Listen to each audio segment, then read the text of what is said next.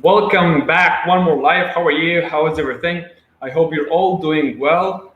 This is Mahmoud Mukhtar from IH Cairo, and I'm very glad today to have with me Miss Radwa Younis. How are you, Miss Radwa? How are you doing? Hi, Mukhtar. How are you doing? Thank you for having me. All good. We were really pleased to have you. That's really good. Radwa is a CELTA tutor and a teacher trainer, and she will be doing the Delta Module 1 preparation with IH Cairo. She's been training teachers for quite a good time around the world even, and she's like really somehow interested on brain-based studies of language and music. So seems interesting as well. And how's everything? How's Yes. your life so far? How's everything is okay? Oh yeah. The internet connection is not very stable, but yeah, I'm trying to figure out what you're saying actually. So yeah, let's see how It's it goes. still how are you? One more time. Yeah. Okay, great, perfect. Well, today's topic is about Delta and specifically Delta Module 1 preparation course and the test. The preparation course IH Cairo is providing and how to get ready for such a test and so on. And if you have any questions through the live, please leave a comment and we will gladly like to answer your questions. And so briefly, we can start with what is delta? Yeah, definitely. Mhm. So if you tell us more about delta and yeah, the abbreviation or what does it Okay. mean? Okay. So Delta actually it used to be an acronym for diploma in teaching English for adults. Okay, but this Yes. has changed, and now it's just a brand name and stands for Diploma in Teaching English to Speakers of Other Languages. So yeah, it's the same as SALTA. The name has changed, and actually it's as we said, it's a diploma level. And it's according to a UK frame of qualifications. It's at level 7, and actually it comprises 3 modules.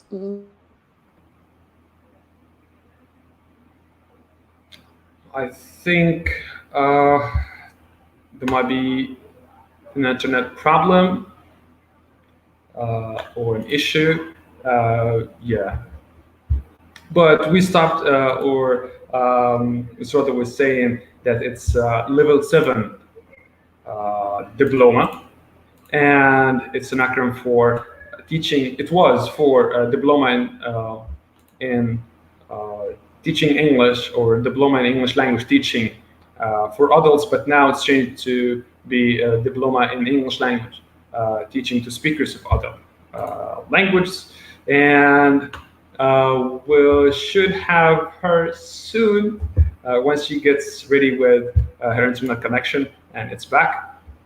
Well, so let me know in the comments below if when exactly did you hear of delta? Is it it's like because most people at first when they think about celta and or TEFL, and we've talked a lot about CELTA and TEFL and the differences between them and how to.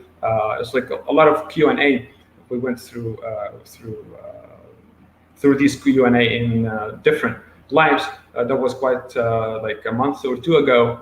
But if you have any questions related to CELTA as well, you can go for that. But today's live is about Delta. So can you tell me in the comments below if you have any questions about it? When did you hear of it? Are you planning to do it or not? And what do you think of it at first? Because people at first think it's a test or no, it's a course. What do you think?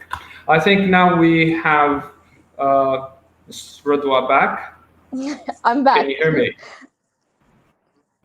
Perfect. Good. Yes. Yeah, I do. Yeah. Well, you were saying Okay. that it's a So we were level talking about the 7 3 modules of diploma. Delta. Yes, exactly. Yeah. And so SALTA is at level 5. CELTA is at level 5, and then Delta is at level 7. And actually, it's a very important milestone in the career of every teacher, and it's like a benchmark for quality. Okay, so if you have Delta, then this means that you are a really experienced and qualified teacher. And I was telling you that it comprises 3 modules: module 1, 2, and 3, and then you can do them in any order. Cambridge doesn't tell you like which one you should start with.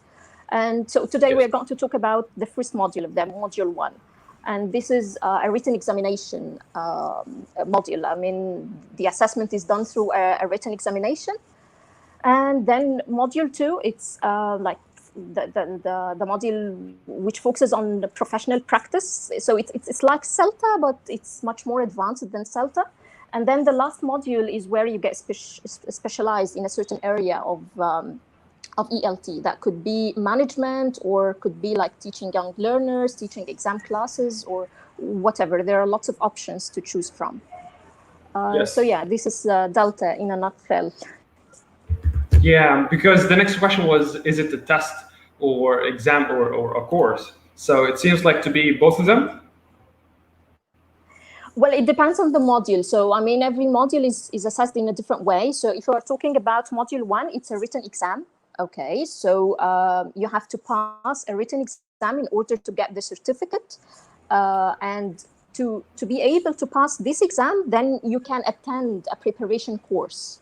Okay, so you attend a preparation course, and then you sit the exam to get your certificate. It's a written exam.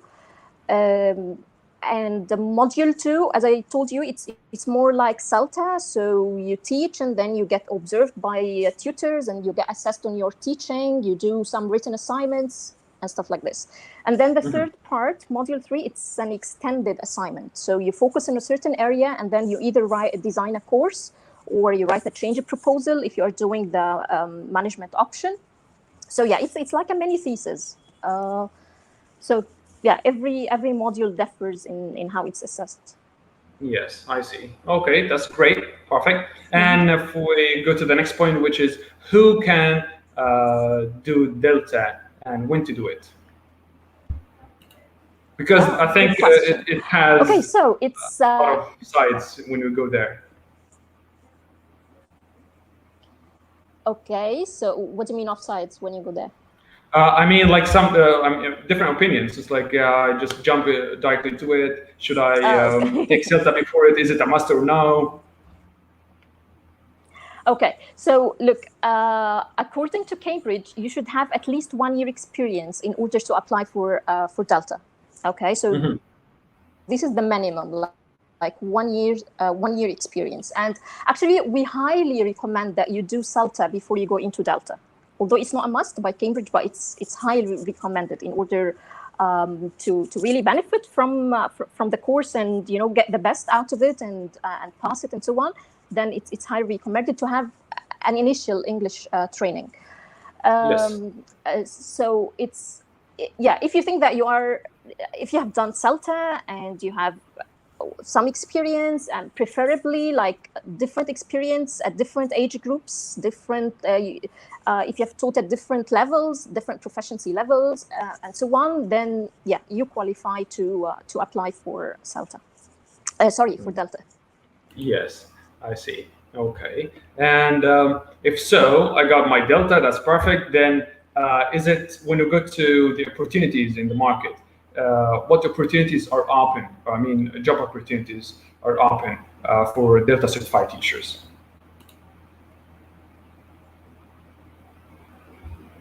Opportunities for you, like for example, you can work in you can have a management role, for example. So you can work as a director of studies or assistant. Okay. Or you can go into teaching training, teacher training, okay? And then you can start giving some in-service training, or probably present at conferences and do some courses, yes, for teachers. Whether, I mean, it could be like something in your institution, or you can offer courses on your own. So yeah, it's the first step to become a teacher trainer, actually. I see. Perfect. Well, in this case, should all modules, because you mentioned that it's three modules, And and should sometimes all actually, modules, hmm, some yeah, yeah, mhm, help you become a materials writer, but probably this is not very common in Egypt. But generally, Delta also allows you to do this, to start okay, writing so materials for teaching and stuff like this. that's great. So whether to be an academic or managerial level, or to go to teacher training or material Mm-hmm. writing. Materials writing. Mm-hmm. That's great, perfect. And Yes. do I have to study all modules to have these job opportunities? Because you mentioned there are three modules. Should I study all of them before I pick any of Mm-hmm. these? No, actually, the good thing is that once you finish a module, you get a certificate that you have finished this module. Okay, so you don't have to wait to finish the three modules to get certified. Okay, so every Great. module is certified separately, and then when you do the three of them, when you finish the three of them, then you get the overall certificate. Yeah.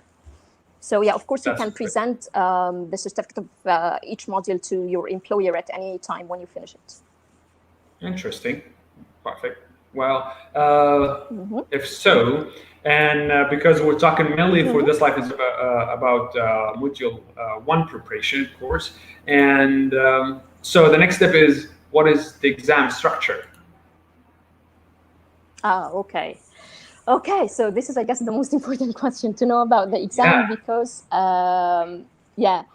Okay, so look, the exam consists of two papers. Okay, each paper is for about 90 minutes, and then you have a shorter break in between the two papers, and you finish both of them on the same day. Okay, and each paper is I mean, it has lots of tasks. So, for example, let's go one by one. Yes. Okay, so paper one, for example, you start by yeah. Okay, so the first task is it's like just a warm up task. Okay, so it's not very challenging. You just get some definitions, and then you try to figure out the terminology that the definition refers to. Okay, Yes. and then the second task is the opposite. You get a term, and then you try to define this term and probably give an example. Okay, so this is the first two tasks, and they are worth 18 marks. Okay, so this is not the biggest part of the exam. It's just, as I told you, some kind of warm up. Okay, Yes. and then you move to the third task, and actually this is one of my favorite tasks. You get a productive task from a course book. Okay, so for example, it tells you that the students, and it gives you the level. So for example, a group of B2 students have to talk about their, let's say, plans for the holiday. Okay, Yes. and then it asks you to write down some language features that they would need in order to complete this task. Okay, so for example, to talk about future plans, you would need to be able to use going to, okay, to express future plans. You will need to talk. It's about holiday, so you need some holiday lexis. It's a group discussion, so probably you need to know how to take turns, how to ask follow-up questions, and stuff like this. So you write some language features that students would need in order to complete this productive task. And of course, in relation to the level of the students, and you have to also give examples for each feature that you mention. Okay, and this task is worth 12 marks. Okay, Yes. so again, it's not one of the most challenging tasks. And then you move to the fourth task, which is it's worth 20 That'll be the marks. Okay, so as you see, we are going, a little bit, it's like gradable. challenging. Yes. So then, in this task, you get a text which is produced by a learner. Okay, either a written text or a transcription of a spoken text. Yes. Of course, if it's a transcription of a spoken text, then you will have some phonetic transcription to to indicate how the students pronounce some words. Yeah. And then you are asked to comment on some strengths and weaknesses of that student.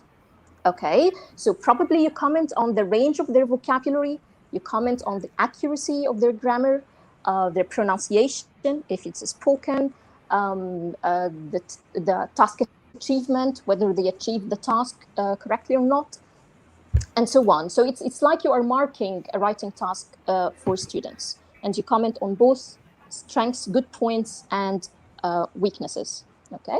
Yes. And then we move to task 5, which is the biggest bulk of the exam and one of the most challenging tasks, and it's worth 50 marks. So it's, yeah, quite a lot of marks, actually. Yeah. So in this task, you are given an authentic text. So, for example, a newspaper article, okay, and then you are asked to mention some of the genre features of that text. So what are the features of a newspaper article in terms of like content, layout? So for example, it's usually written in columns, and then you have headlines in a bigger font and so on. So some of the layout features, and then you also comment on the organization of ideas, how ideas are usually organized or are typically organized in that kind of texts. And also about grammar, lexis, style, whether it's formal, informal. So generally, you show how these features are demonstrated in that example, in that text. And then you get some phrases or words from that text, and you are supposed to linguistically analyze it. Okay, so you analyze the meaning, form, use of these items. This could be like a tense, for example, and then you are asked to analyze it. Could be a collocation, an idiom, whatever. Okay. And also it includes some focus on learner difficulties and like commenting on what could be difficult for learners when learning such items. Yeah. So this is task 5, okay, and this is the end of paper 1, okay, and then you will have a short break and then start paper 2. Yes. Paper 2 is shorter somehow as far as the number of tasks are Okay. the number of tasks is concerned, but it's still yeah, The same. but still, I mean, like the length is 90 minutes as well, same length, Okay. yes, same duration, yeah. So the first task is related to assessment, and in this task you are given a context, okay, and like for example, it tells you that this is a student who's sitting for is doing a placement test, for example, and you know the level of the student, and then it gives you a test, okay, and then you have to evaluate this test according to the purpose. So if it says that it's a placement test, so do you think that it's really good for I mean as a placement test for that level of students or not? Is it effective or not? Okay, so you start to comment on the effectiveness of that test Placement according to the stated purpose and according to the context, yes, to the learners themselves. And again, you have to mention good points and some weaknesses. And this tests your understanding of different concepts of assessment, like different types of tests, like some concepts like validity, reliability, backwash effects, and stuff like this, things that are related to assessment. Yes. And this is worth 18 marks. Okay. And then you move to task 2 of paper 2. And again, this is one of the most challenging tasks. It's worth 42 marks. And you get an extract from a course book, like a lesson from a course book, okay, a page or 2 from a course book. And then you are asked to comment on the purpose of a certain task, okay. So, for example, is this task like a kind of a lead-in just to get students interested and warm them up and probably activate the schemata, or is it a controlled practice? Okay, so what exactly the purpose of this task is, and then in the second section, you comment on the rest of the tasks in relation to one another. Okay, so how do they build on one another? And so the first one was activating schemata. Okay, what's the purpose of the second one? How does it relate to the first one? And so on. And then the last part, we are still talking here about task 2. So the last part of task 2 is about the assumptions. It's about the assumptions underlying the design of this lesson. Okay, so for example, what's the assumption behind having a guided discovery task? Okay, it's because we believe that when you are cognitively engaged in a task, this makes you allows you to retain the information and learn better and so on. So this is the assumption behind designing this task. Okay, so you comment on some assumptions. And actually, this assumption question is usually trainees find it very challenging. Okay. Yeah, and I would say so. Finally, we move to the last task. And it's about teaching beliefs. Okay, so you're given a statement, like for example, you should correct a student's mistakes on the spot. Okay, this is a belief. And then some people agree and some people might disagree. It could be good in a certain context, could have some disadvantages in another context. So you start commenting on this belief, okay, for and against. You either defend it or you mention why you don't believe it's a good idea and so on. And then you write about 15 points on this belief. So yeah, this is the end of task 2, and this is the end of the exam. Oh, finally, okay. And both of them are the same. Yeah, it's quite tough, I have to say. Yeah. So it's quite tough, and maybe is the time usually sufficient for finishing all of it? It's a little bit challenging because you have to be fast. Yeah. Okay, and yes, you have to be well prepared, in order to make best use of your time and finish it all. So and that's why preparation for that course is very important. Yes, exactly. It's more of the way and the content and the knowledge you need to have before the test itself or the exam itself. Good. And yes.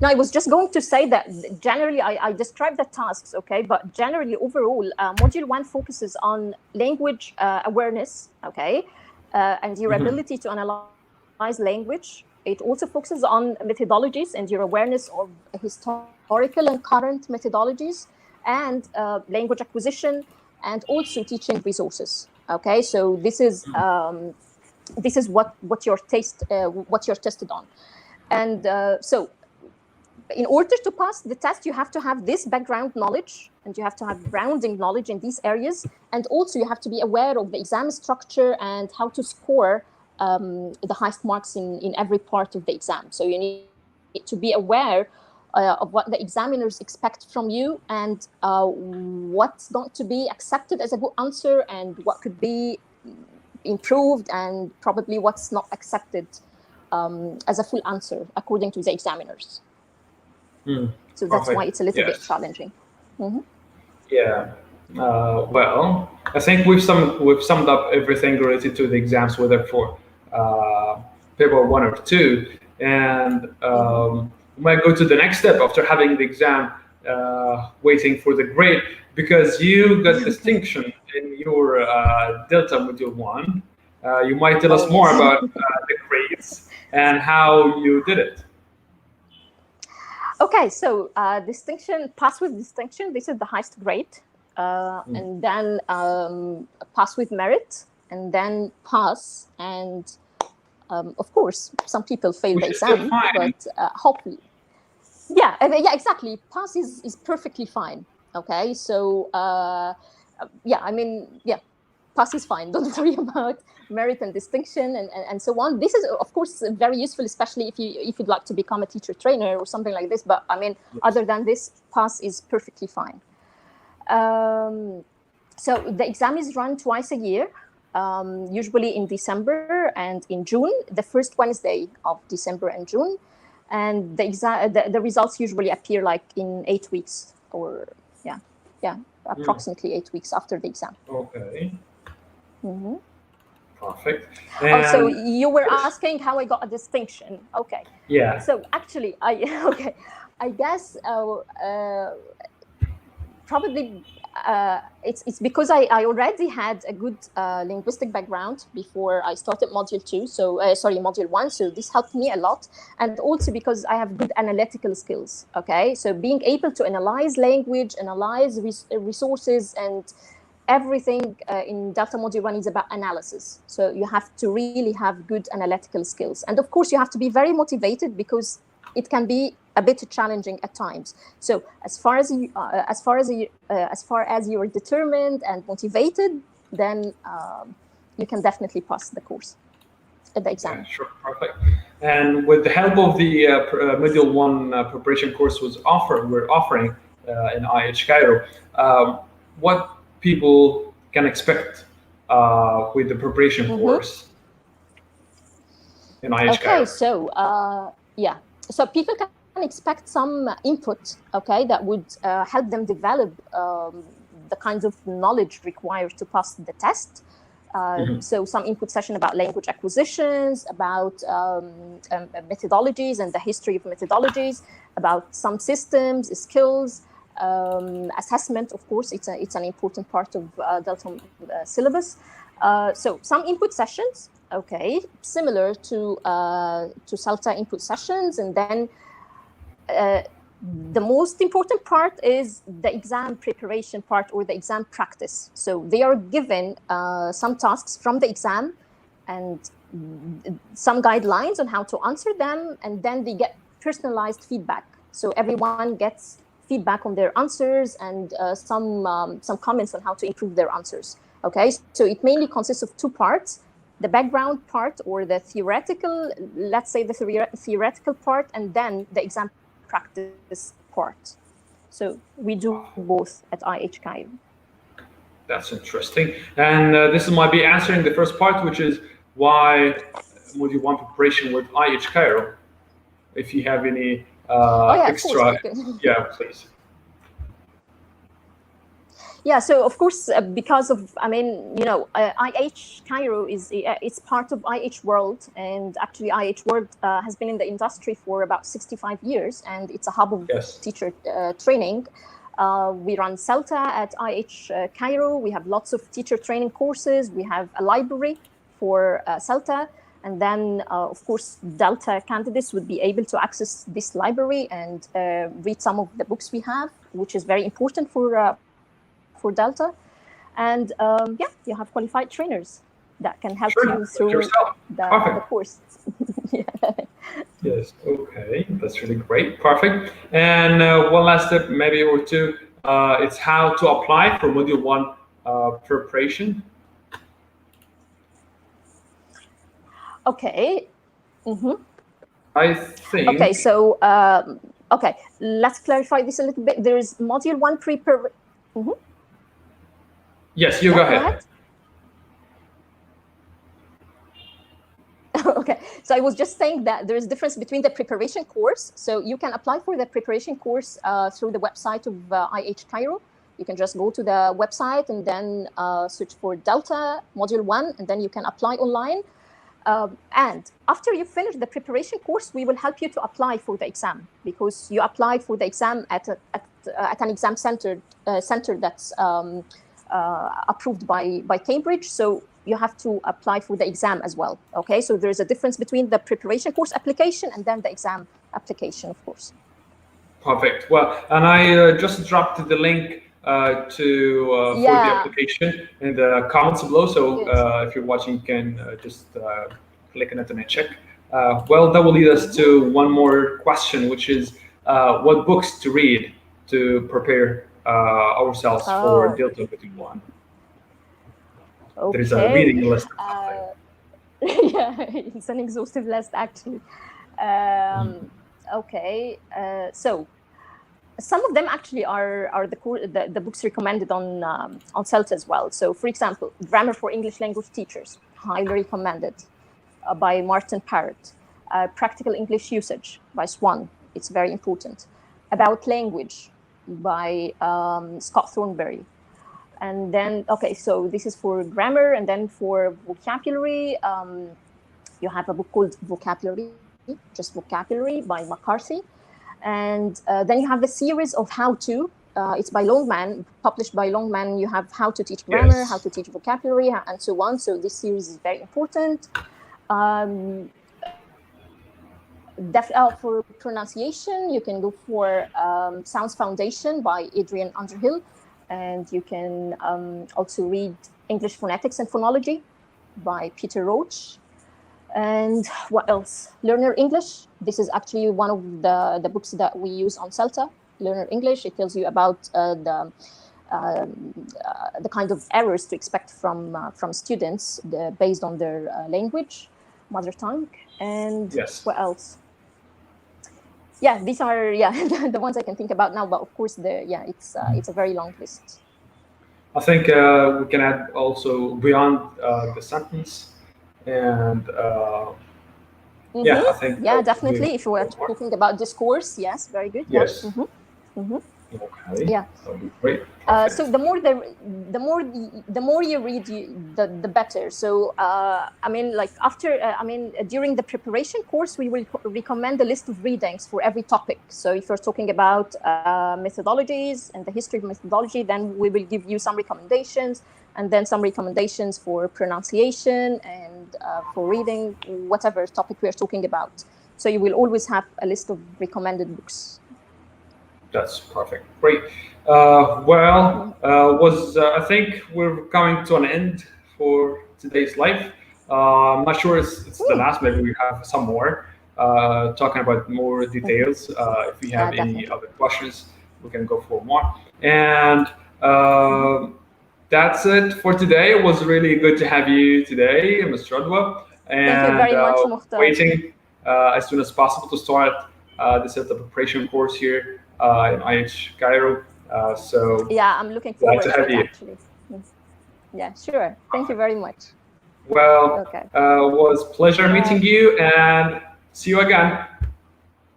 Have a good day. You. Bye.